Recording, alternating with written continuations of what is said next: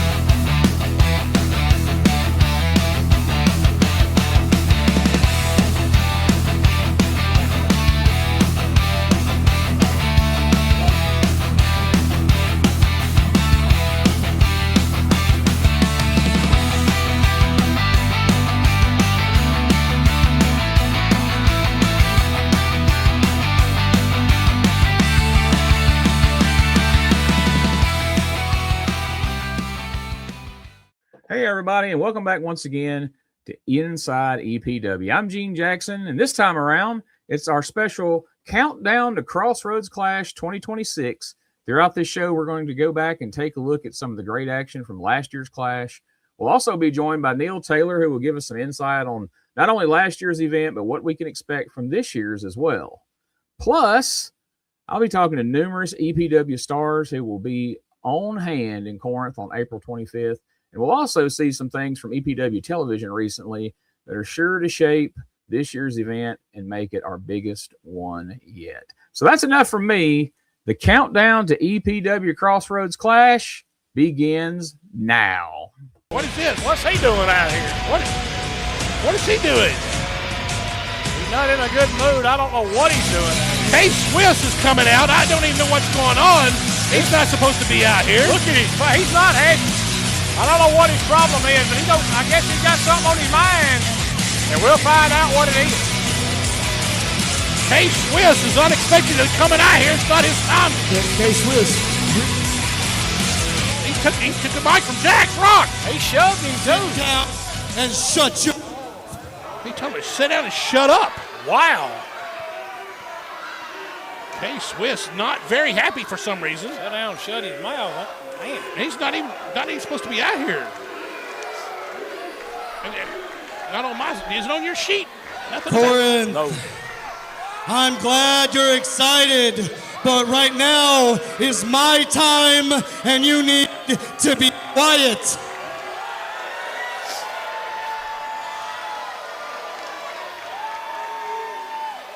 Corinth, I have a message. And that message I gotta tell you guys.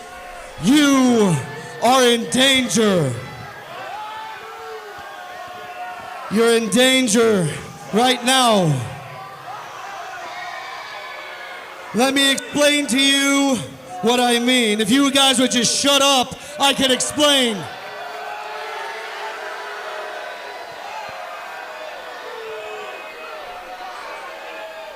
EPW is my house. EPW is what I built. EPW is mine. What? I'm a 3-time EPW champion. A 1-time tag team champion. And more importantly than that, Corinth, I am the pound for pound greatest of all time.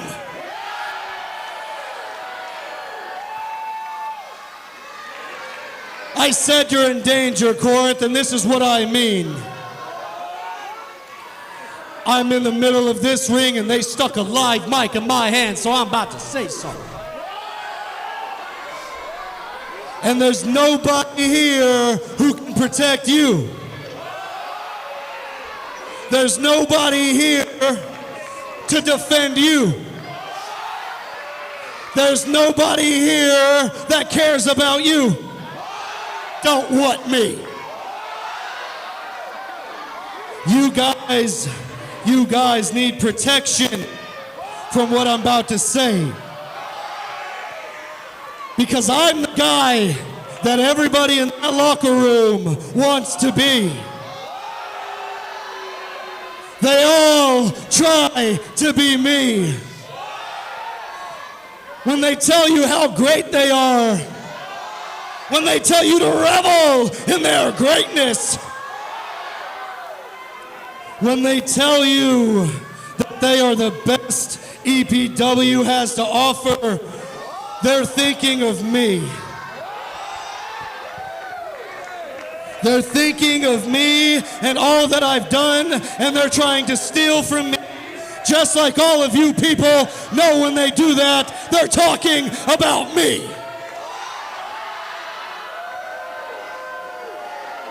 So, there's nobody here to protect anybody, because I am no longer the pound-for-pound greatest of all time. I'm better than that, Corinth. See, Corinth, I've leveled up. I'm not the best. I'm not the greatest of all time. I am a wrestling god. What? Wow. Wow. Uh-oh. Who's this? Uh-oh. Who's coming out? Some protection, it looks like. Oh, there's the APA. Oh, no. Here they are. Oh, my gosh. I'll tell you what, they don't like him running his mouth. You want some protection? We got some.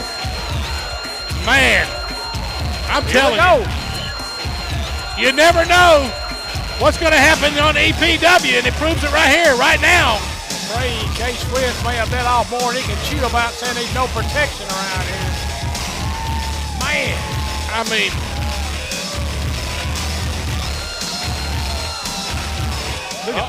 look at him, he's in trouble. JBL and Ron Well, Simmons. looky there. We got a reunion tonight, Corinth. What are y'all doing here? You think these people care about you? You think these people want to see you? See, here's the problem. Y'all put your nose in something that didn't belong in. So let me tell you something. Right now, let me start with you, Bradshaw. Bradshaw, I've followed your career for years. I'm actually a fan of yours, Bradshaw. But here's the problem. You should know a thing about me when you're getting in the ring with somebody like me. See, if you read my shirt, it says career killer. But you don't have to worry, Bradshaw. Your career's been dead since they put you on commentary. What? Wow. Whoa. And you can't touch me. Oh, he just messed And up. you, a legend, an absolute. Oh my God! Wow. He almost knocked his head off. Oh my God, JBL almost knocked his head off. He's had enough, and wow. Oh no. He's knocked out. He's out. Look. He is knocked out. JBL don't have anything to say, but he. Wait a minute. He was fixing. Well, Simmons was fixing to leave, but JBL was going to give him the mic. Oh, everybody's wanting to hear it. You know what they want to hear. No, I don't want to hear it. I do. No. Yeah.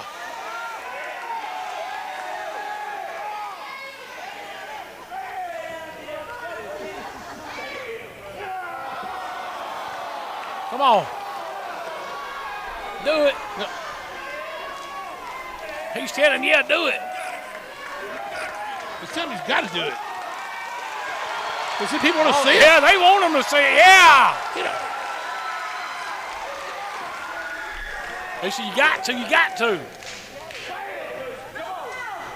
Damn. Oh! You can't cuss on EPW. Wow. Wow. The APA out here. Hey. JB Ellens and Fon Simmons, I'm telling you, man. You never know what's going to happen on EPW. I'm going to tell you, Case Swiss comes out here and just starts putting his finger in the chest to JBL. I think we need some help for Case Swiss. I think we need somebody to haul him out of here. And then Ron Simmons puts his signature on it. I think he's going to need help to be out of the ring. Yeah, look, there you go. Look at that. Reunited right here in Corinth, Mississippi. Wow. The Crossroads Clash. That gives you chills. It does. That's awesome. APA.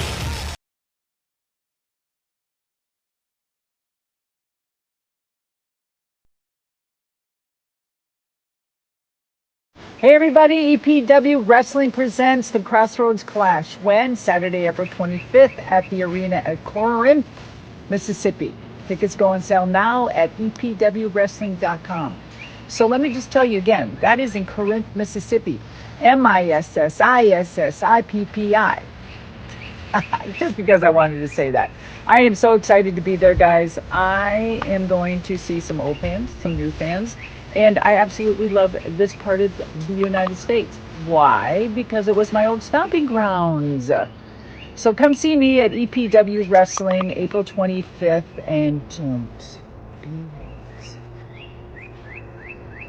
Hey everybody, EPW Wrestling presents the Crossroads Clash. When? Saturday, April 25th at the arena. Always wanted to be in the professional wrestling business? The EPW Wrestling Academy is now enrolling. Visit epwwrestlingms.com for all the details on how to make your dreams a reality.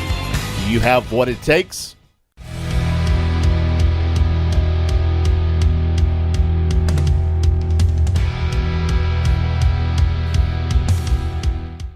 I'm here with Parental Advisory guys.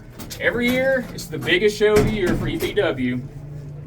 It's the Crossroads Clash, and it's coming up April 25th, Saturday.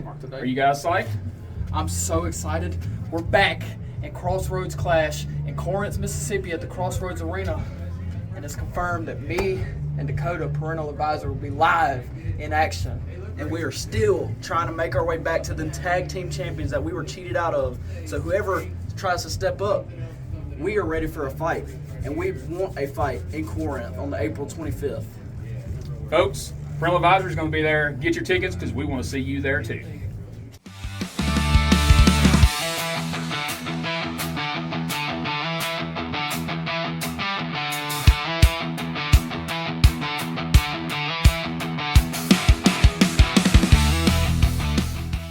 All right, Neil, this is last year's big Crossroads Clash. There he is, the gold standard Eli Knox, along with Ethan Ross. And boy, there was a lot of work went into this, wasn't it?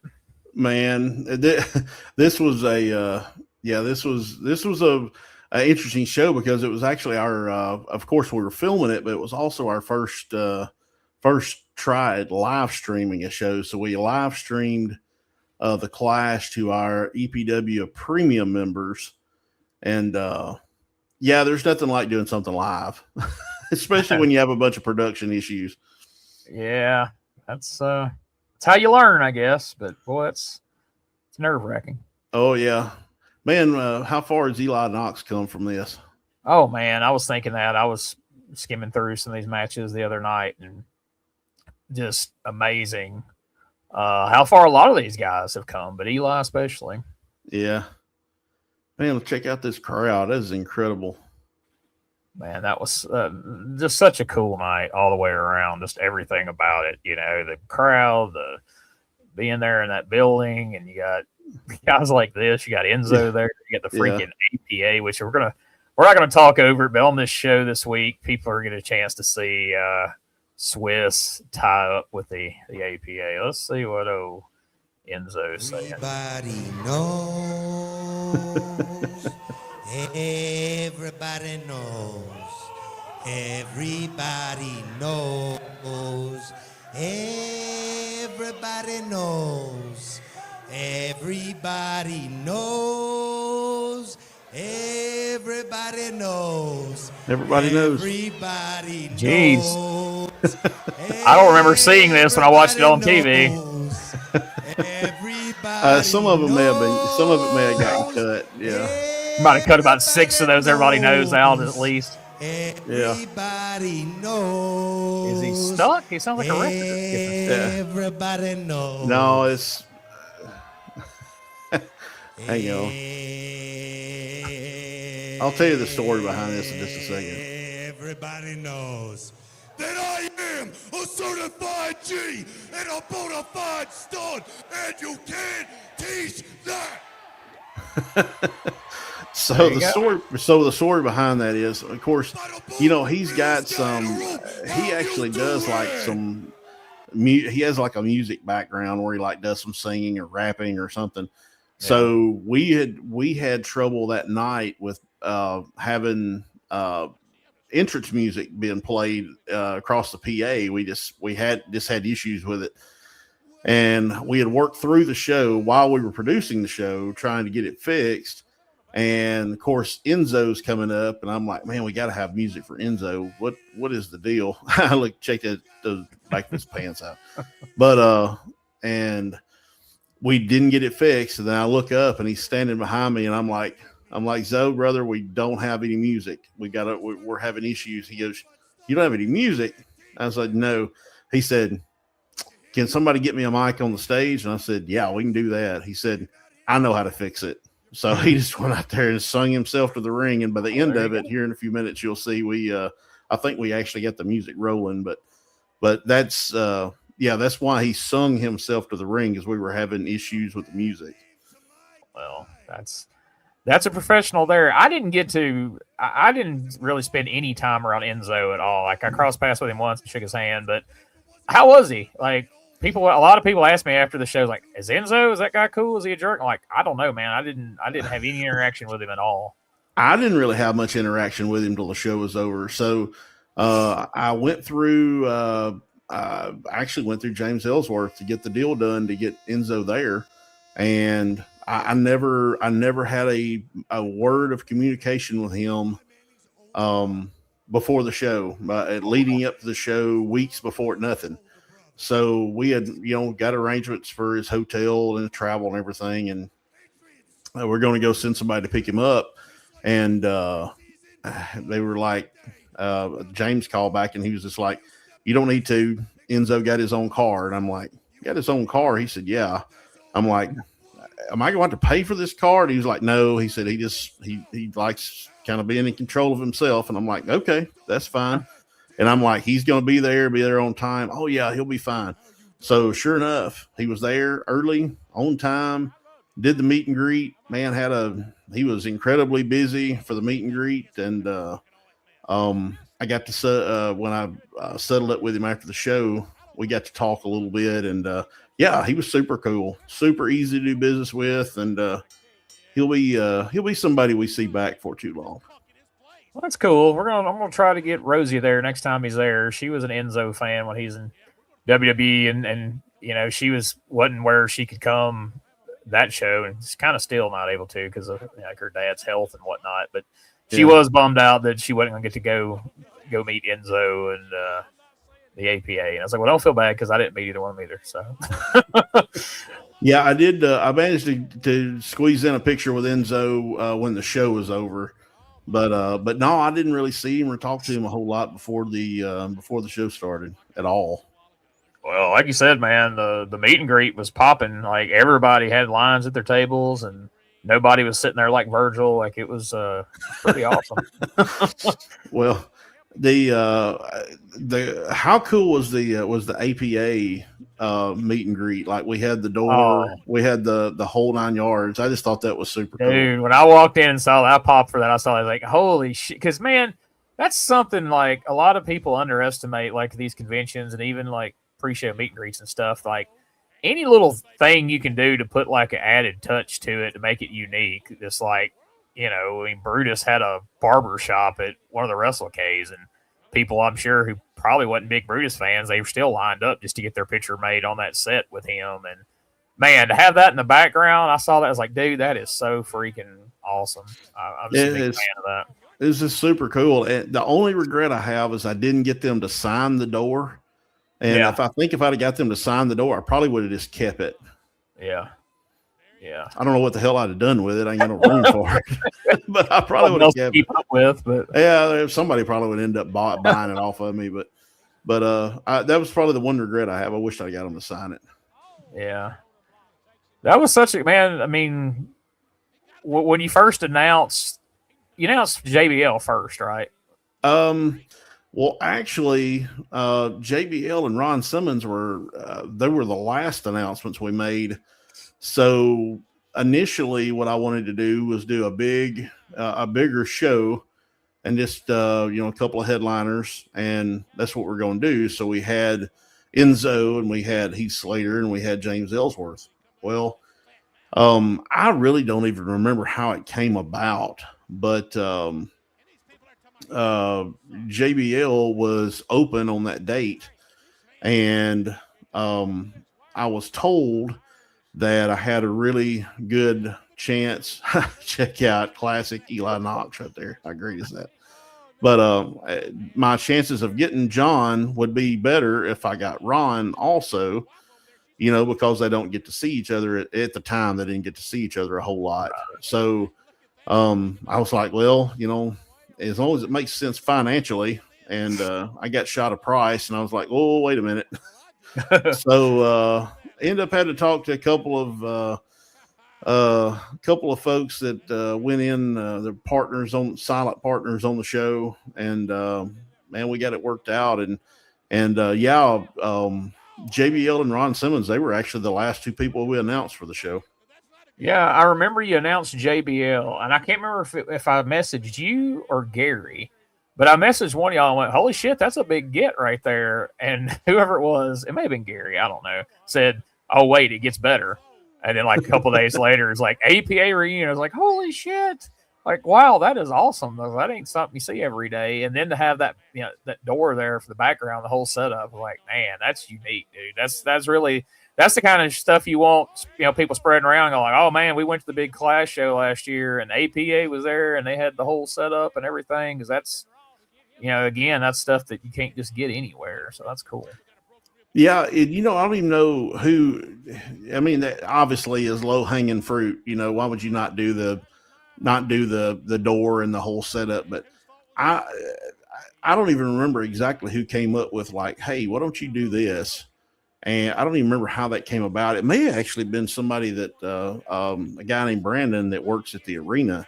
Mm-hmm. No, I remember how that came about now, because he was looking up action figures for APA, and he found a action figure set that had the door in it.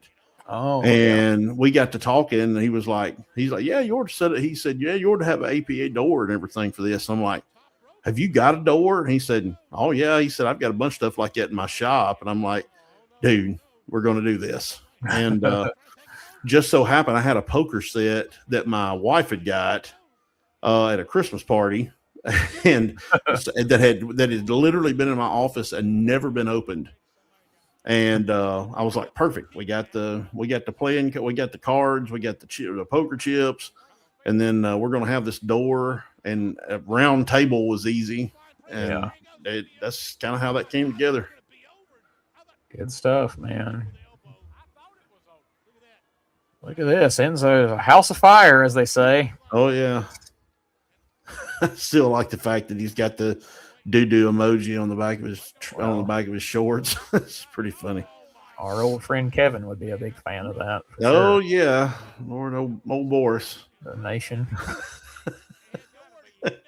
You might want to try to buy them off Enzo. Hey, hey, man, what'd you take for them? Oh, my God. I need to wash them. No, don't wash them, man. No. Want them as is.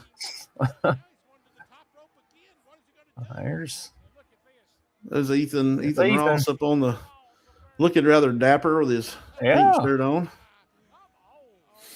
Styling. Yeah.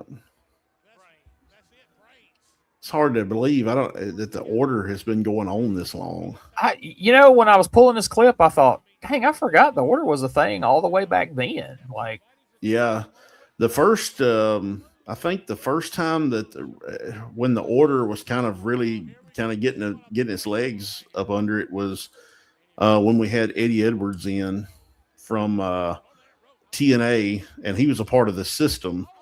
And I remember a couple of lines that he used during a couple of the pre-tapes where, he said he understood how groups worked, and it was kind of a system, which was kind of a backhanded comment, I guess you'd call it. Yeah. But here we go, big win for Enzo. Oh, almost. Son of a... Almost. This match was actually supposed to have been Enzo against Daniel Nova. Oh. And Daniel Nova's wife had some sort of medical issue. And yeah, Eli Knox was originally not even booked on this show. Oh, wow. And it kind of happened. There we go. Enzo with a win. But it kind of his name got brought up. What if we put Eli in with him? And I was a little bit hesitant at first, and I was like, well, it's going to be his time to shine. So, man, he got handed the ball, and man, he definitely carried it well in this match. He sure did. And Eli's facials are so underrated. Like, he's so good at selling and making those faces. Yeah, they're so good. And that's the thing. A lot of times a lot of guys never pick it up, but he kind of had that early, and now the wrestling's catching up to the rest of it. But that's the harder thing to get. So I'd rather somebody understand all that early. The wrestling will come, So yeah. There was a technical difficulty before I came out here. They didn't have music for me. Did you see how we did without music? Thank you guys, Mississippi. I appreciate you more than you'll ever know. That's Amore. I don't even remember that. Yeah. Well, there we go. That's I remember one of the big matches from last year. Yeah, I remember Jimmy and Joey doing just an extremely good job with it being live. There was no cutaways. Gene Jackson here, and we are on the road to Crossroads Clash Saturday, April 25th at the Crossroads Arena in Corinth, Mississippi. And I'm joined right now by the Initiative.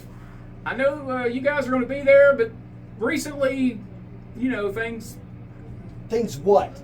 Things what, Gene? Things have been perfect. And you know what? You're showing right now one more example of why discipline is no longer a part of EPW. But that's okay, because the Initiative, we're going to change that. Tell them, Jason. That's right, April 25th, the Initiative shall display exactly why we are the greatest tag team the Mid-South has ever seen. And all shall behold the Initiative.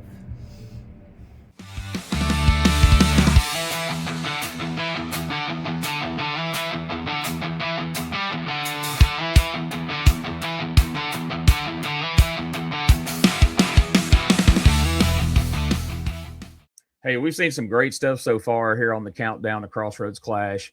You got to hear from Medusa, who will be in the house at Crossroads Clash. Make sure you get you a meet and greet with Medusa.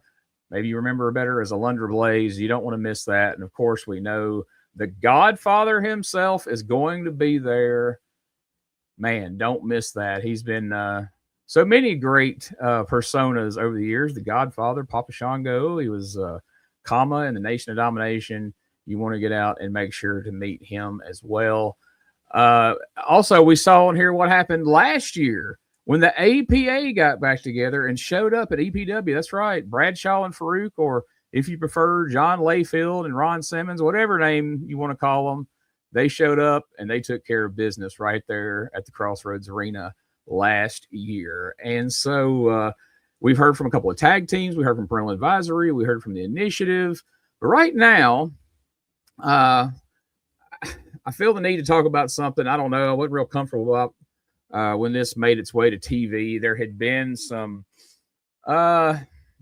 unnecessary things, I'll just say, because Commissioner Swiss don't necessarily control this show. I don't know if he even knows it exists at this point. But there were some things that were being said online by Commissioner Swiss directed at Daniel Nova, more importantly, directed at the late Bone Crusher. Some very personal, unnecessary things. It made its way to television, which you can tell when you see this in a moment I was not comfortable with. But it happened.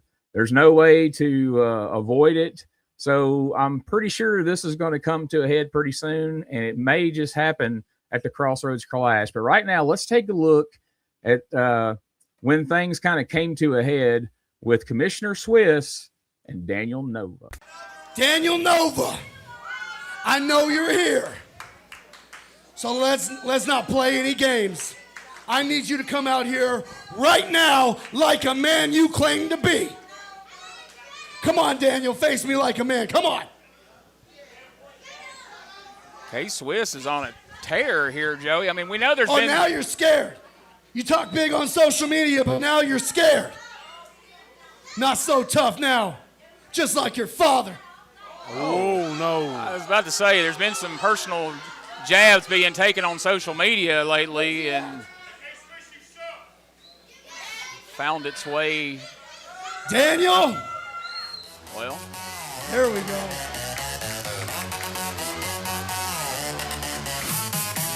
Walk in the room like the lights turn on. Well, he asked for it. He's here. He asked for it. Let me tell you something, son. You want to run your mouth on social media about my damn daddy? Let me tell you what. I don't care about the cameras. I don't care about the show. I don't care about TV. All I care about is coming out here and sticking my foot so far up here. Oh, boy, I'm so hot right now. Uh-oh. You know what? Oh, it's me and you. You know what? I'm gonna do what my damn daddy was. Oh, hey. Whoa. We might need to go to another break here, Joey. Oh, no, now Moses Kane grabs. He's got him. He has got Daniel Nova. Daniel Nova. Yeah, how you like that, Daniel? How you like that? This ain't about no cameras. This ain't about nothing. It ain't about these stupid people. This is about me and you, isn't it, Daniel? Get this camera on him. Look at him now. Listen, everything I say is true. I made EPW better. I made this company what it is. And let's face facts, Daniel. You are your father's son, but you will never be your father. All right. Come on now. Enough with that kind of talk. You want me to talk about your dad? No. Let's talk about him. Let's don't do it. Let's not. This isn't the a place best for this. thing that your dad did for this company was disappear. Oh my, come on. God, somebody cut his mic. This isn't the place for this, Joey. No. Moses Kane's choking I'm him out. glad he's gone. Oh my, okay. Because now I can destroy the last bit of James Burchell, Bone Crusher. This uncalled for. Now I get to destroy you.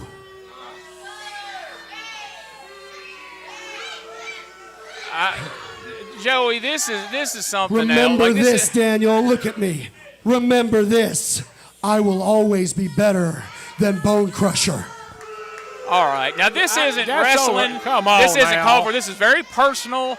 This crap's been going on social media, and now it's bled into I TV am here. EPW. This is my show. places where the Burchells no longer belong. Come on, anybody can hear me. There's got to be somebody that can cut his mic and put a stop to You want this. to fight? This doesn't need to be going out. This is one you can't win. I know he's the commissioner, but somebody's got to be able to end this. Let him go, Moses. Look at, he's out. Joey, let him go now. I mean, choked him out. Remember what just happened. This was disgusting. We got to get out of this. Somebody take us to break right now. We'll be back. Gene Jackson here, and we are almost. It's right around the corner. Crossroads Clash, Saturday, April 25th. BDT, this ain't your first rodeo at the arena. Absolutely not. Are you ready? I am absolutely ready for this. Little Miss Madison Monroe doesn't know what's coming for her. Yeah, like, okay, you and Maddie have a long history. Now all of a sudden she's Madison Monroe. And she's got her hands back on that title, and she swears that nobody, and she even said, especially you, are not going to take that title away from her. How do you feel about that? Especially me. Look, Maddie, Madison, whatever you want to go by this week, let me tell you, you can't run, you can't hide, because DDT's coming for you. There you have it. We're going to see it. Crossroads Clash, April 25th. Be there. Get your tickets now at epwwrestlingms.com. Let's just talk briefly about another Fury in the Fifth is in the books. I know there was difficulties. I know the weather certainly didn't lend itself for people to come out. But despite all that, it was quite the show and quite the turnout. Man, it was incredible. It was an incredible night. We, we still had around. I think we rough guessed somewhere in the neighborhood of about 600 people there. So had a huge crowd. Just an awesome show.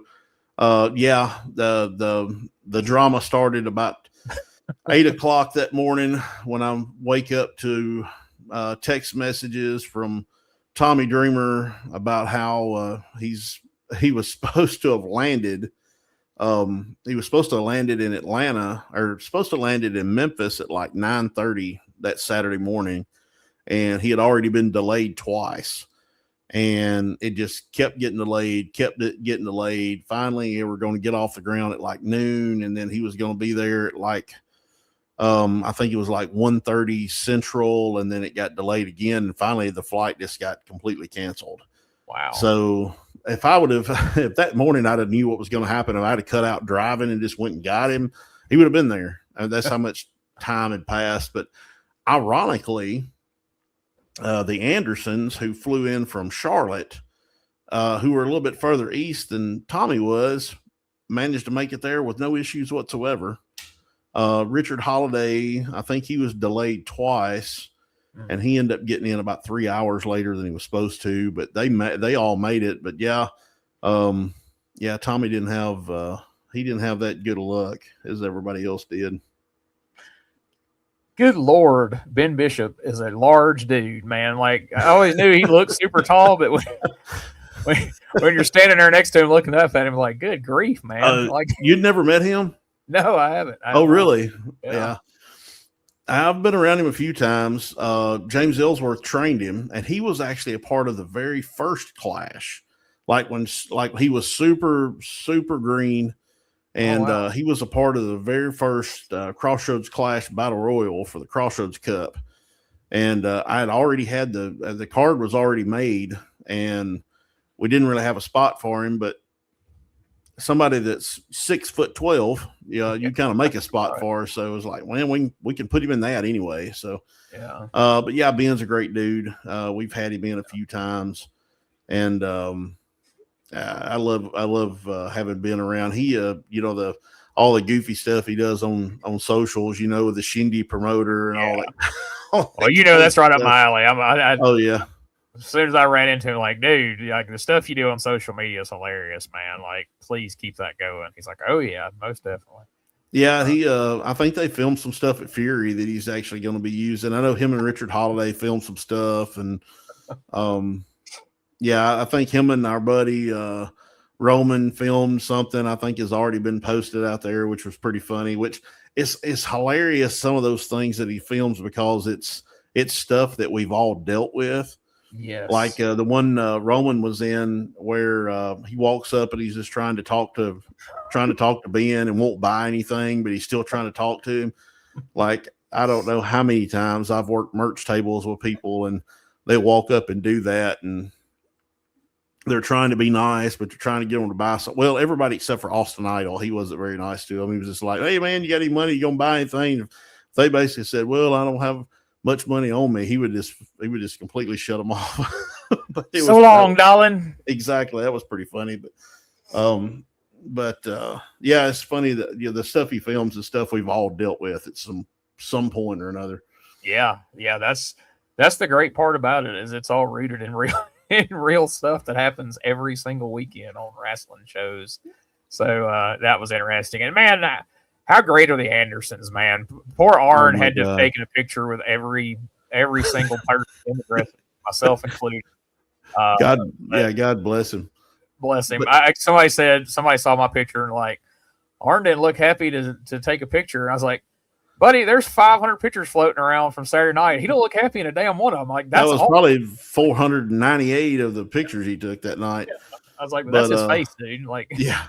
Like, show me a picture of Arn smiling from ear to ear, looking like he's loving life. Like, that's just him. But yeah, I was impressed with. I haven't seen Brock work in quite a while, and man, he's come a long way. And he was, he looked good in the ring, and the crowd, was happy to see both those guys. So just super great night, man. I was excited to get to be there and call everything, and freaking Jackson, his pinstripe gangster suit over there.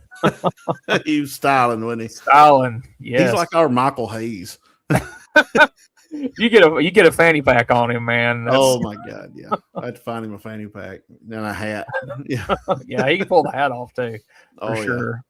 So now we're it's kind of like, the Royal Rumble rolls into WrestleMania. Well, EPW is kind of established, and once you come out of Fury in the Fifth, well, now we're on the road to Crossroads Clash, and there's already been a couple of announcements made. I'm sure there's more in your back pocket that we can't spoil here, but what can you tell us, man? We just watched that Enzo match, and next week, we're going to watch, Heath Slater, and there's some other stuff we can check out too. And of course, we've mentioned the APA reunion. So now you're in the position of like, all right, well, we can't half step. Like, we gotta bring it now, because we've set a bar. And that's the difficult part, is we set the bar so high last year, and and a lot of it was just I hate to I guess shoot my own self in the head, but it was a lot of it was just happenstance the way it worked out like it did. But now we've raised the bar so high, it's like, how do we at least hit that level, and maybe up a little bit from there, but we've got Ace Austin, who has recently signed to AEW, coming back. Ace has been with EPW several times. At one point he was a staple on our Christmas show. I was about to say, he was like the Christmas character at one point, wasn't he? He was. Yeah, he was, and he will be back since having signed with AEW, which is incredible for him. Super proud for him. Yeah. And then we're going to bring the train in.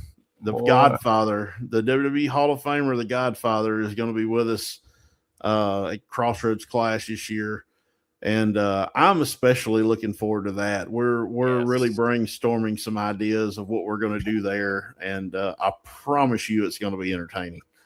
I can't wait. I was talking to, I don't know if it was Rosie or who, but I said, man, yeah, I wonder how they're going to, top themselves from last year. And about 2 hours later, I look at my phone dings, and I pull it up, and it said it announced the Godfather's coming. I go, oh shit, that's how you do it. We're on our way. That's what I'm talking about. Because I think you'll have an even bigger crowd this year, because last year established, okay, not only will they deliver what they promise, they'll actually go a little above and beyond that, because not only were the people there that you advertised, but it wasn't just a like I say, just a plain old lame meet and greet. Like, there was cool stuff there, and people like went above and beyond in their matches too. You know what I mean? Like, we've all seen some of these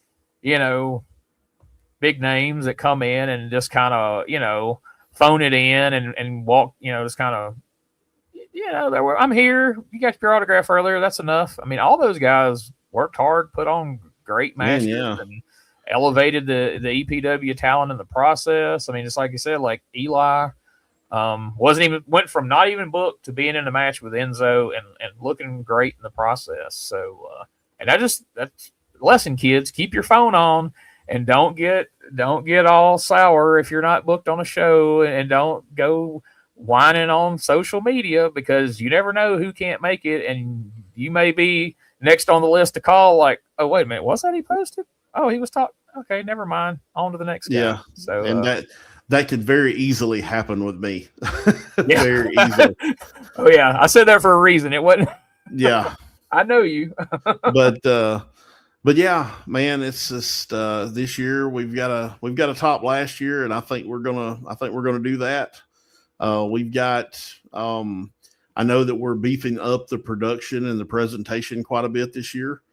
And just we've got a couple other things in our back pocket. We're continuing to work on special guests. We're hoping for a couple of more special guests that have either never been to EPW or haven't been there in a long time. So we're working on that. But yeah, Clash is going to be really good this year. We learned a lot from last year, and we're just kind of taking that and rolling it into this year. Well, I'm going to be excited to be out there calling the action. Last year, I was up top watching from up there, sitting up there at Doug Gilbert's gimmick table, and I'm excited to be on stage calling the action with Joey this year. It's going to be a lot of fun, and like I said, I can't wait to see what you guys have in store with the Godfather. But I know it's going to be fun, whatever it is, and people are going to be there to see it. Choo choo. All right. Well, EPWWrestlingMS.com. Get on there. Go ahead and get your tickets. Don't wait around. Get them now. Get locked in. Yeah, and you can actually go ahead and pre-purchase your combos, your selfie, and your autographed pictures with Godfather. You can actually purchase those now at a discounted rate, so they will go up day of show. So make sure and go ahead and there's only so many of those we're selling, so make sure and lock that in. Yeah, go ahead and get those now, because that's what everybody's gonna be wanting to do, and you might as well get it at a discount. You certainly don't want to miss out. So no reason not to go ahead and get those locked down right about now. So that's cool. Well, we're looking forward to seeing what not only what great guests are going to be there, but there's a lot of matches brewing in EPW right now that people are wanting to see, that people are needing to see, and that they're going to see. And the action in the ring, that's the great thing about it too, because the action in the ring isn't overshadowed by the people that they're there to meet. There's the action can more than hold its own, if I can say. Man, our roster is just incredible. But it's something that I thought was especially cool from last year's Clash that we're rolling over into this year's Clash, and hardly ever gets mentioned. What about the souvenir Crossroads Clash chair? Yes. So you have there's a VIP package available where you, of course, get in before everybody else does. You get early opportunity to meet and greet everybody. You get a souvenir VIP laminate, and you get a Crossroads Clash chair, a souvenir chair that you can take home with you at the end of the night, that you will sit in all night long, and you can take the chair home with you. Super cool. Actually, the only one that I managed to save one. I had one extra done, or no, I had two, and one of them, I forgot what happened to one of them, but I have one that's still here in my office, and that I see every day. And it's just super cool. So make sure we've got a few of those VIP packages. So make sure and grab one of those as well. Front row. Yeah, make sure you do, because as you can see behind me, I'm a big collector and gone to a lot of different things over the years, and I've got chairs and lanyards and pictures and all kinds of stuff in here. But that stuff's cool, and you'll go back and look at that for years, like, oh, that's that time Godfather came down there, and or when the APA was there and clothesline K-Swiss from hell. That was so awesome. Poor guy. Yeah, because that was a time when, Bradshaw wasn't really doing, and he wasn't popping up many places, and we managed to get one of those. So that was super cool. Man, that was something else to get to see those two guys in there together, and then get to see the old clothesline from hell. That was definitely something special. And as far as the fans were concerned, it couldn't happen to a nicer guy, I suppose. So absolutely not. If they could have took a vote hey, of everybody on the roster, I think he would have won. They probably would have picked him up and done it twice if it had been a vote. Ron, you want to sidewalk slam him while you're at it? Spine buster. I think the only thing could have made it better is if K-Swiss could have pulled up in a car with his picture on it, like Bill Dundee, and get a shot of Farouk looking at it and they're looking at the camera going, damn. I will never forget telling Ron Simmons that story about he and Bill Dundee had something in common. He's, what was that? And I said, well, evidently both of you like your picture on your car. And he said, tell me that man ain't got a picture of himself in his car. I said, Ron, he has got a picture of himself laying all the way down the side of it. He said, you kidding? You got a picture of that? I said, I sure do. And I whipped it out, showed it to him. Man, he laughed, had tears running out of his eyes. And then this was years ago, the first time I booked Ron, this is probably 2007 or something, or probably wasn't that late, probably maybe 2013 or something. But 3 days later, he texts me and he goes, man, you got that picture? Can you send that to me again? So I sent him that picture again. But anyway, you got a point. I just happened to think of that story, but I always think that because you had told me that story. Yeah. And then I was at a convention and he was there and it kind of had slowed down. It was about to wrap up and he was just sitting over at his table. And I walked up and I go, hey, Ron, how's it going? He's like, oh, good, man. How are you? I said, I'm good. I said, hey, I got a question for you. He's like, what's that? I said, have you ever seen Superstar Bill Dundee's car? He just busted out laughing. He said, oh, that man got his whole picture on the side of the car. Stretched out. He said, stretched out. I started laughing. I said, yeah. I said, he runs all over the place. And he said, boy, that's something else right there. He said, that's something else. He said, I will never forget that. I will never forget that. Oh, my God. Ron's such a good guy. He is. He really is. And that was the thing everybody said, that, getting to hang around back there in the dressing room with like him and JBL, like, they were just super cool with everybody and laid back and telling stories. And it was just hanging out with the APA. And that's cool, man. Like, because a lot of people, you get a chance to meet them and they're not what you hope they would be, watching them growing up. We've all had a few of those experiences from time to time, like when we got to work with Jake the Snake and Boonville and things of that nature. But, when you meet these guys and they're super cool like that, it makes it even more special. So. I actually have a picture. I think I mentioned this in a previous episode, but one of the few times where I actually had some idle time, like just to sit down and kind of absorb the moment, I have a picture on my phone, and I actually sent it to Heath Slater because he wanted it. But there's a picture in my phone I took of the room, like just the dressing room. So you've got JBL, you got Ron, you got JBL, you got Ricky Morton, you got Ron Simmons sitting in the corner, and you got Heath Slater straight ahead from me. And then you can't see it, but Ellsworth is sitting right next to me, and just taking that picture and just sitting and listening to those guys talk was just incredible. I could sit there all night long. That could have been the show for me, but right. but I still have that picture, and it's probably one of my favorite things ever. Maybe I think I should send that to you, and maybe we can insert that into the show. For sure, man. Yeah, for sure. You've done a lot of things over the years that I'm jealous of that I didn't get to experience. But, man, one thing you told me about just kind of offhand that I would have loved to just been a fly on the wall is you had lunch with Tommy Rich and Heath Slater. Yeah, that was. Imagine them two coming together. Just sit back and don't say a word. Just listen to those two interact. Had to be pretty entertaining. Well, they're both from the Carolinas, so they had something to talk about. Because, I don't know if Tommy is originally from there, but he lives in Myrtle Beach. And then Heath lives in Charlotte. So they got to talking about the Carolinas and just kind of some mutual people they knew. And before you know it, it had grown into this whole thing. And, yeah, it was hilarious. I have a picture of me and Tommy and Heath at a table at Huey's.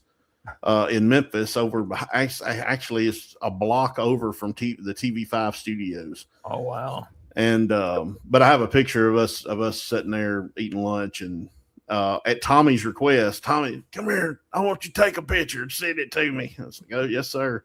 So the waiter took a picture, and then I ended up texting it to Tommy. But yeah, I'll never forget that day either. That was so much fun.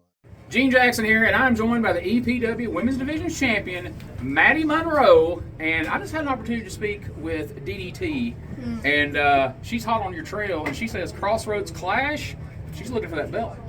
You know, been there, done that. It's kind of boring at this point, but since everyone is using their tax dollars to be there, I'll make an appearance. You're being kind of dismissive of DDT. Like, you guys have had a long-running feud, more or less, here at EPW. Yeah, but now, all of a sudden, she's just not much of a thought. That's why I said it was boring. No, I have a lot of respect for her. I do. But I have bigger and better things to do, like being the 3-time EPW Women's Champion. And, yeah. Well, all right. Well, there you have it, folks. The champ will be there. Crossroads Arena, April 25th. Get your tickets now. EPWWrestlingMS.com. And we're going to see if this confident young lady is going to walk out of that belt as easy as she thinks. DDT has something to say about that.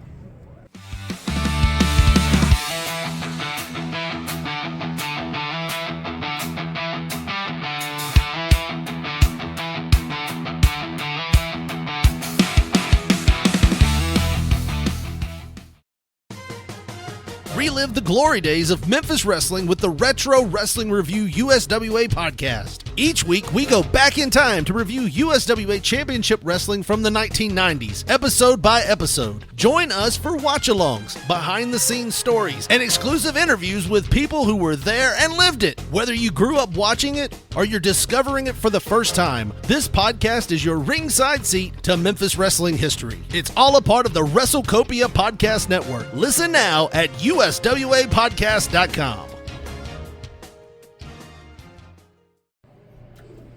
Gene Jackson here. We are on the road to Crossroads Clash.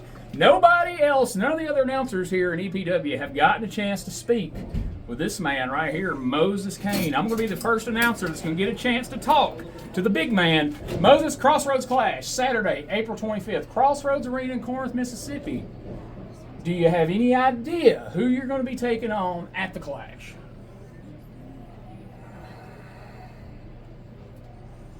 So nothing yet.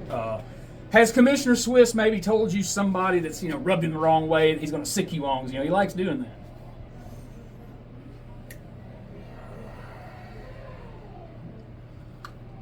Okay, well, but you're going to be there, right? You're going to come to the Clash.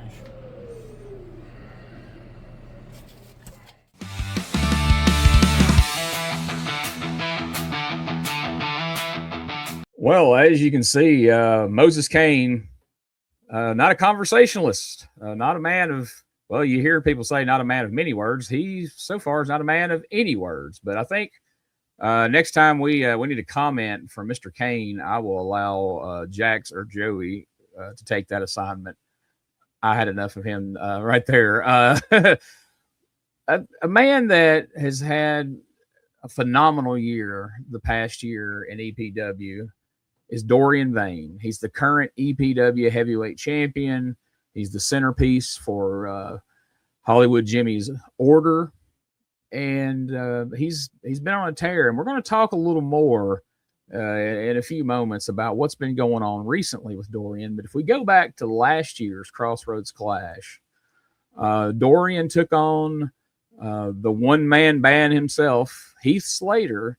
And while Dorian was not EPW champion at that time, it was very obvious that Dorian was on a fast track straight to the top and that he wasn't going to be denied. Let's take a look at that match. Neil Taylor joins me to do some commentary on that match. And on the other side, we're going to see what Dorian and the Order have been up to recently and what it may mean for him at this year's Crossroads Clash. All right, we're joined once again by Neil Taylor, and we are back at the Crossroads Clash from last year, and there he is, Dorian Vane. Looking like $1 million. Look at him. My goodness, yeah.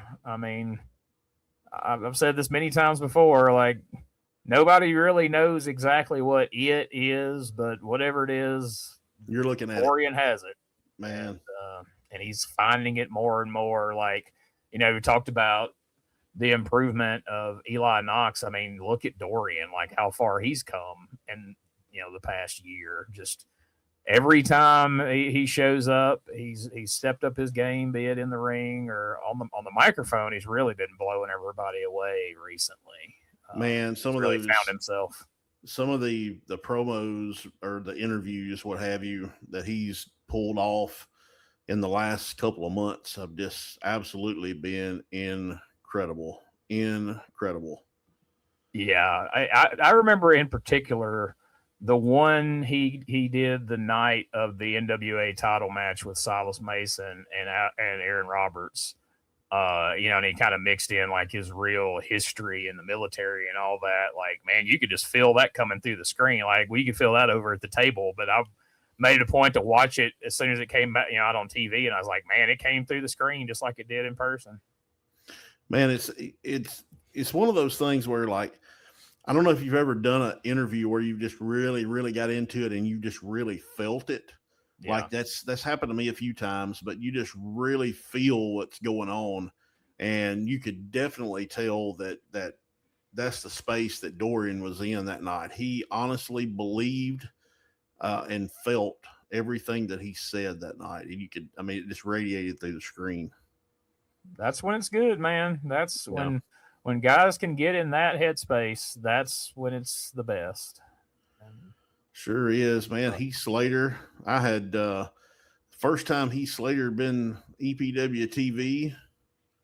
We had actually I'd been trying to get Heath for a few months before this, and we just never could look at that guy right there. He thought he was funny. Well, that was J.D.K. for a minute when I saw that. Well, yeah, or Serapes wearing. Look, he stole that thing from Love's truck stop, but that thing he's wearing. But anyway. But I tried to get Heath a couple of times before, and this dates didn't line up, and then this just kind of worked out, and I was excited to have Heath Slater. Man, I was a big fan of all of his work on WWE, and when they would bring him out during the Legends reunions, and he'd get beat up by Sid or by Vader or somebody, and he still kept his heat out of it, and it was so entertaining. But he's just a great guy too. Yeah.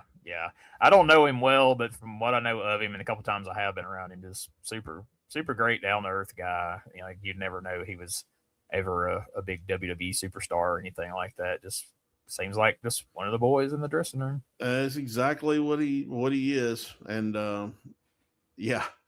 just just hear that. He almost looked a little like Handsome Jimmy right there. He did. But it's funny. Heath is one of those guys, like, he takes every booking. Like, he doesn't really filter anything. The ongoing joke that I was always told, who told me this? I can't remember who told me, but they said that it was Luke Gallows. He said that if Matt Cardona was the indie god, that Heath Slater was the shindy god, because he would work like anywhere, anybody. It was a flea market with 4 people in it. It didn't matter. Heath would work it, and he would work his tail off no matter where he was at, what he would do. And I mean, it just goes to speak for his character. Honestly, it's, we say that in jest, but man, he does, and Heath loves the business and has a lot of really cool ideas. I really feel like he will run his own show at some point, just based off some of the conversations he and I have had about ideas he's had and stuff like that. I wouldn't be a bit surprised that he doesn't start his own show at some point. Boy, somebody right now is writing down Shindy God on a piece of paper going, I'm stealing that. You're welcome, Ben Bishop. Yep. That's one of the people I had in mind there. Not that he'll ever see this, but yeah. Oh, man. Look at this. Oh yeah. Now you don't like Handsome Jimmy, I heard. Oh yeah, he. I'm looking forward to seeing Handsome Jimmy here in a couple of months. Yeah. Should be For the last time in Tupelo. Yeah, You know, really. he means it. When he says those last times, he means it, bud. It ain't going to be. Oh, yeah. That mug's been retiring since we wrestled him back in 2000. I think that was supposed to be one of his last matches when we wrestled him. Grief. But yeah, that'll be fun. Looking forward to that. Yeah. I hope he shakes Tony Dabb's hand again. I hope he kisses him like Tony Schiavone. One thing you can bet, no matter the weather, he's going to have that black leather jacket on that he's been wearing since the 50s when it was cool. But I mean, you know, look at this match, you would never think that. I mean, if you said one of these guys was an indie guy and one of these guys worked for WWE, you know, I feel like you would have a tough time to picking out which one's which. I mean, honestly, because I mean, if you had no context, Dorian looks like just the. I mean, he totally looks like he belongs. Yeah, he looks like just a tailor-made WWE guy. And man, when he come out, one day. Yeah, when he come out earlier, you know, he had that, you know, all white with that meeting jacket on and everything, just freaking awesome. Looks just looked like $1 million. That's the big thing that has always stood out about him to me is he's covering all his bases. He has it all. You know what I mean? Like there's a lot of guys that have one aspect of it. They're really good at the work, but they don't quite have the look, or they're really good at, you know, the entrance gear, but then the other doesn't look good. But like he can talk, he's got, you know, he can work, he's got the look. Like there's nothing missing other than just experience, just getting the time in, you know. That's it. Being seen at the right time by the right person. There's one of those cool Crossroads Clash chairs I was talking about. There you go. How cool is that? Yeah. It's awesome. Oh.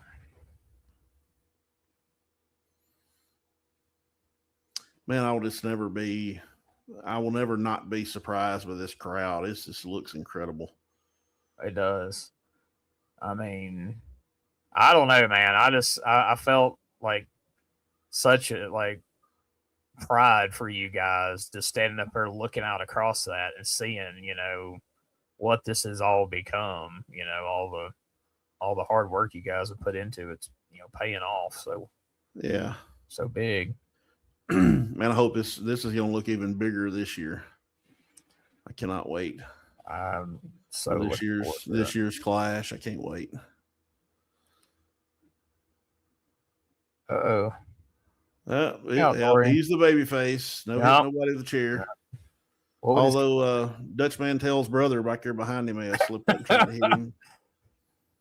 I wonder if that's another one of Dutch's nephews back there. I don't know. I knew one time. Yeah, I knew one of them nephews one time. Yeah, he was a pretty scuzzy dude. Well, you know, I've got that match not for EPW, but for my Patreon. Me and you are going to sit down and watch that match from Charlotte sometime. I've seen it like once. Yeah. That will be fun. I should try to get a hold of Freight Train and have him sit in with us. Oh my God! You remember this Freight Train? Yeah. Okay. That's when you told that. That's when you told that little kid you wouldn't put him over for their belt or for his belt. Yeah, you don't want none of this. Uh-oh. He's in trouble.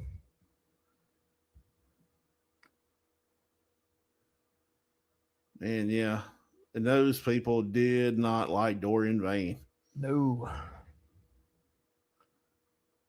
And then Ethan has one of them faces you love to punch. You know what? he looks like one of those conniving car salesman people. You know, those crooked car salesman, like a used car salesman. He just looks like one of those guys. I mean, the Order is a perfect heel group because everybody in the Order has something about them that's just very not likable. You know what I mean? Like you want to punch Ethan, you want to punch Izzy because now he's lost some weight. And he's the king of good health, and everybody else should be doing it too. And you just want to smack the crap out of him. Yeah. And then of course Eli's out there, you know, gyrating, hip and swivel, yeah.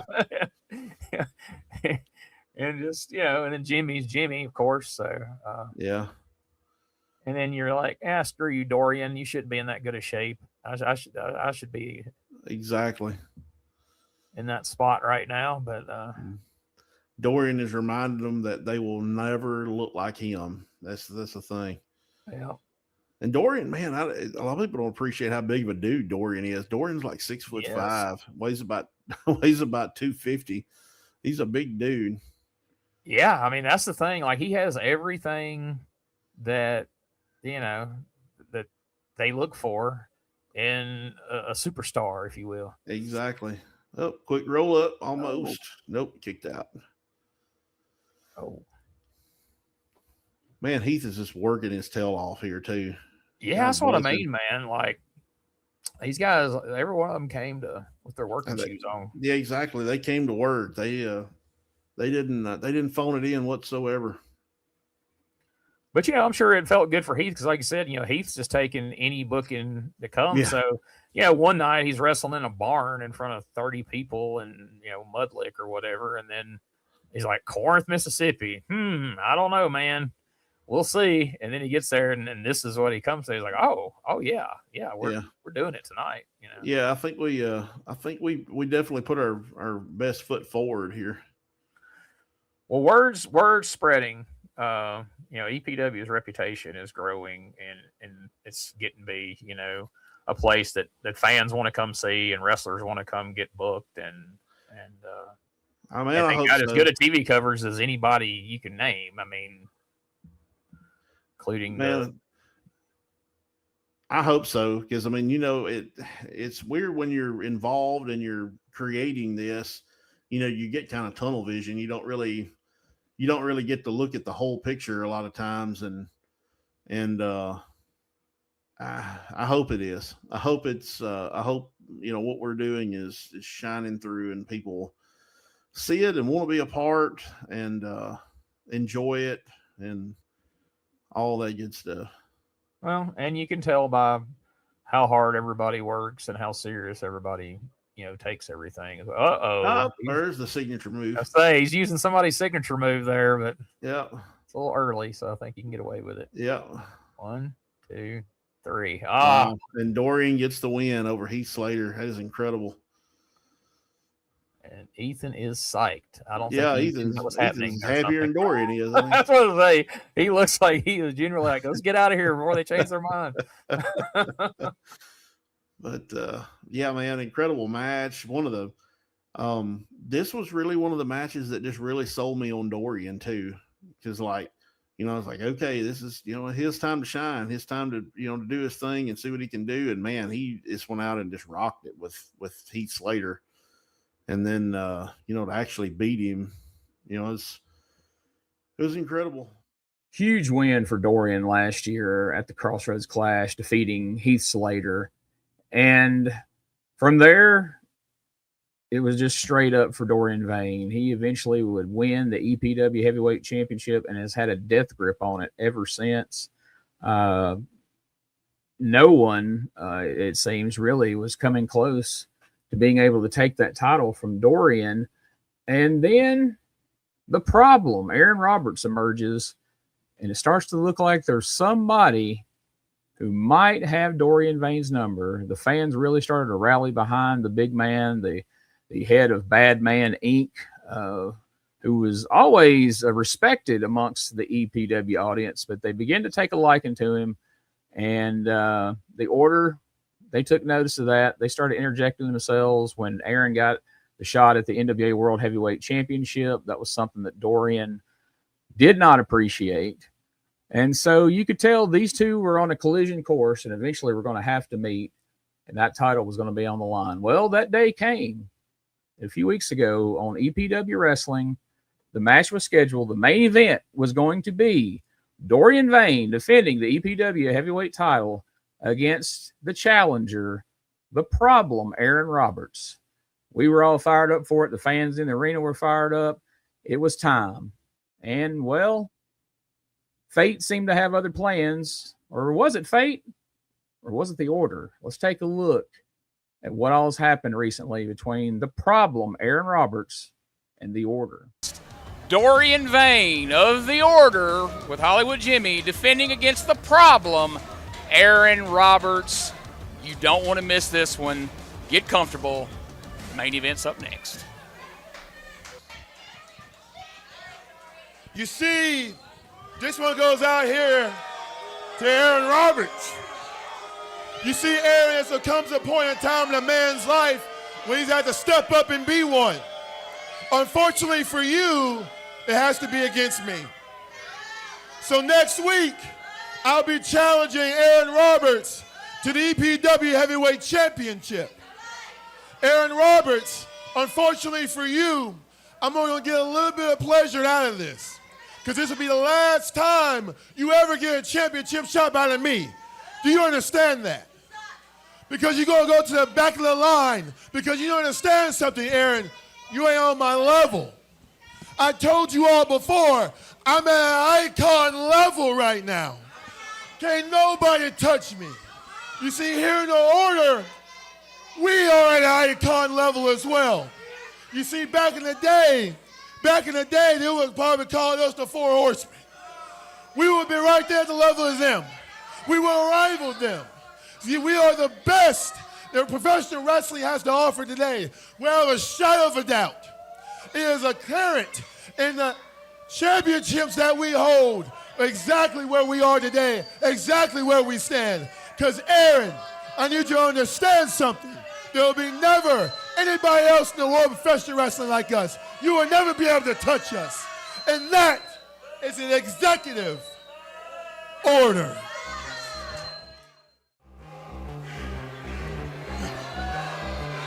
The following contest is scheduled for one fall.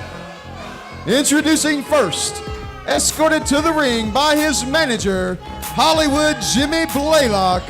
He is your EPW champion, weighing in at 250 pounds from Memphis, Tennessee, the head of state, Dorian Vane.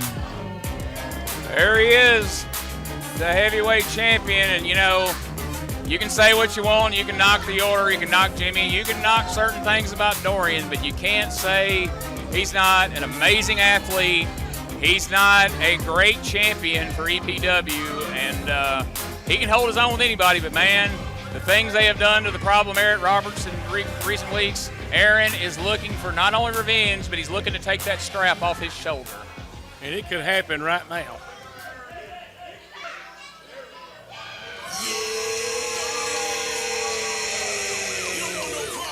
Here we go, Joey. Here he comes. If you want a problem, I can be your problem. If you want a problem, I can be your problem. If you want a problem, I can be your problem. If you want a problem, problem. If you really want a problem, Gino, he's not come out yet. Where's he at, Gene? I don't know. I mean, he should be through the curtain. And his opponent, the baddest man walking both sides of the Mississippi. He is the president of Bad Man Inc., Aaron Roberts. Gene, he still ain't come out there. Yeah, I mean, here. I don't know. I'm not trying to be funny, but I hope there's not a problem. That was good, Gene. I mean, that was kind of, it was funny. Yeah, no pun intended, as they say, but. Right. Oh, Jimmy's asking the ref. They on the ref. Don't know where he's at.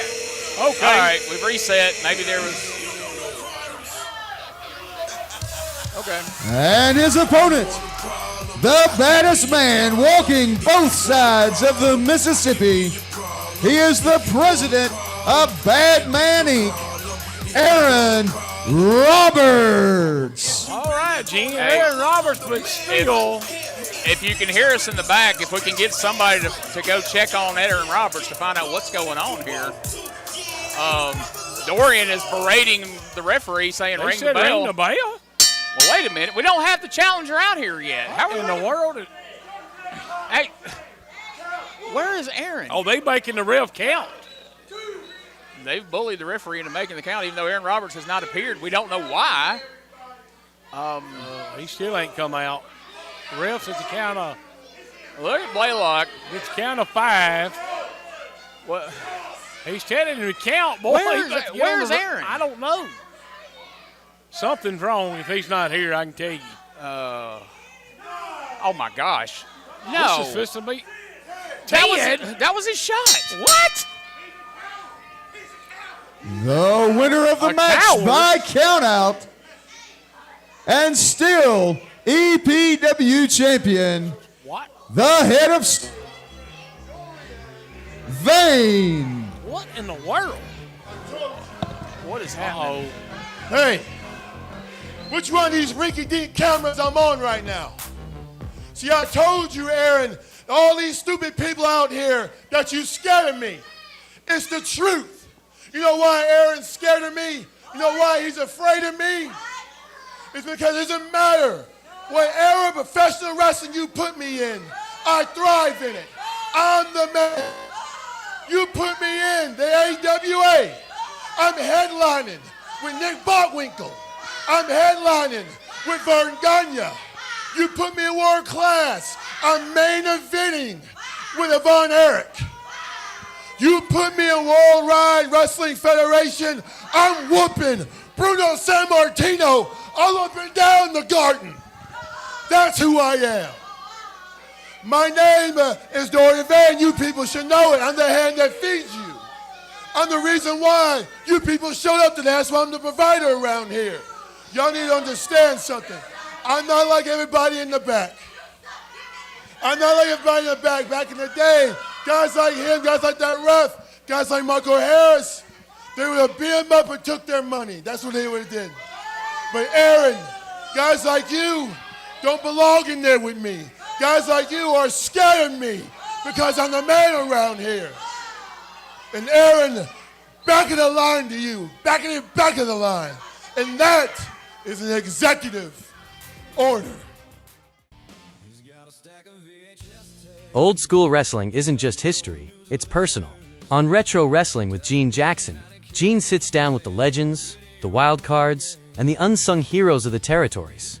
Plus, he breaks down the shows, the moments, and the stories that built the business we all grew up loving. Real conversations, honest reviews, no pandering. From Memphis to Mid-South, from smoky bingo halls to sold-out arenas. If it's old school, we're talking about it. Full video interviews are available on YouTube and Patreon. If you're just looking for audio, you'll find it everywhere you get your podcasts, as well as on Substack, where Gene posts in-depth retro wrestling articles each and every week. Retro Wrestling with Gene Jackson. Preserving wrestling history, one conversation at a time. Always wanted to be in the professional wrestling business? The EPW Wrestling Academy is now enrolling. Visit EPWWrestlingMS.com for all the details on how to make your dreams a reality. Do you have what it takes?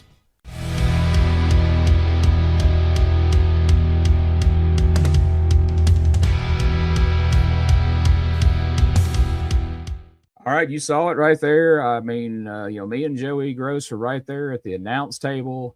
Could not figure out what was going on. The music played a couple of different times. They announced him, and no Aaron Roberts. And we couldn't imagine what in the world could have kept Aaron Roberts from coming through that curtain and challenging Dorian Vane for the EPW heavyweight title.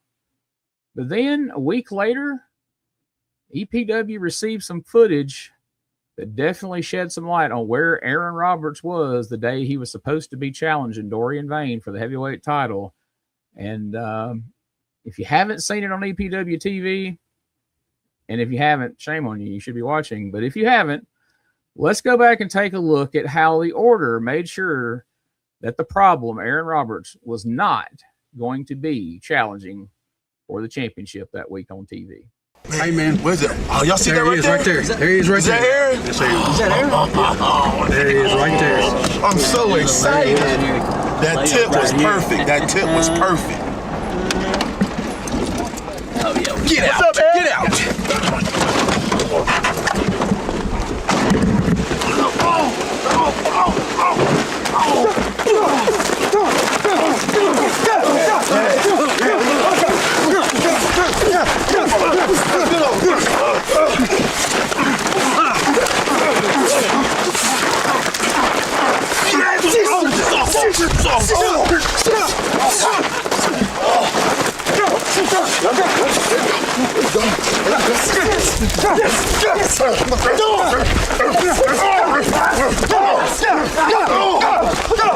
Get in the truck, come on.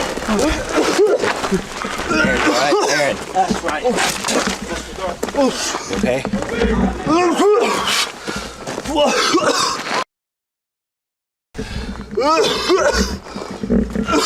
Buddy, you all right? Watch out! Hey, get out of here! Hey, let's go! We gotta go! Get in! Go back it up! Guys. Guys. Come on, let's go! Come on, we gotta get out of here! Get out of here! Get out! We gotta go! Guys! We killed him!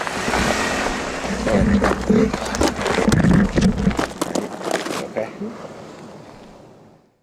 So there you saw it, folks. I've seen that footage a couple of times now, and it's just as shocking each time that I watch it. You know, championships are important to wrestlers, and you know, I know the order's all about doing whatever it takes to keep those titles in hand. But that just went beyond. I mean, you know, they didn't go out and tap him with a Ford Focus. I mean, that Jeep could have killed Aaron Roberts if they'd had a little more time to build up some momentum and get going a little bit faster. I just, it's disgusting. It's the most, we've seen the order do some pretty low down and vile things in EPW, but that's just beyond anything you could even imagine.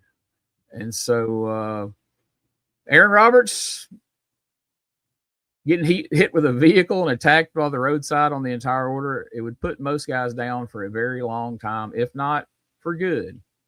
But guess what? Aaron Roberts is still a problem for the order. I had a chance to speak with him recently. I didn't have a camera with me at the time. We didn't get a recording of that conversation. But I tell you who I did. There was a camera around when I called up to Hollywood Jimmy and the order in a locker room recently. They weren't expecting me. We managed to catch this on video. We're almost out of time, but we got to get this in before we go. Here's what happened when I confronted the order and Hollywood Jimmy about their actions against the problem, Aaron Roberts. And I'm pretty sure that they are going to have a huge problem Saturday, April 25th at the Crossroads Arena at the Crossroads Clash. I think that might be where Aaron Roberts rectifies the situation. Take a look at this. Hey, the order's in here. Come on. The last time I seen him, Right in here. Hey, yeah, get the camera in here. Get the camera in here. Get the camera. Hey, Jimmy. It was wonderful. Hollywood. Hey, get right over. What are you doing? Make sure you get this in here. Hey, where have you been? Where have you been the last few weeks? You've been gone. You know what these guys did? You know these guys hit Aaron Roberts with a freaking Jeep after they mauled him on the side of the road. Where have you been? This is on you. First of all, it's none of your business. It's none of your business, man. This is none of your business. You need to stay out of my business. I don't want to talk to you. Do you want to talk to him? I'm grown. Do you want to talk to him? You're not telling me. The fans want to know. These guys, that was near vehicular homicide. I'll tell you what, we're talking about going to jail. You don't keep on. So extra. Listen, first of all, we don't want to talk to you. We don't want to talk to you at all. So you know what? I suggest you get out of here. Yeah, you should. All right, get out of here. Yeah, you should. Crossroads Clash. You got a date with Aaron Roberts, man, and. Hey, y'all didn't finish the job. Y'all should have used the semi because y'all didn't finish the job, okay? So now you're doing too much. Hey, you need to get out of here. You overstaying your welcome. Did you get all that?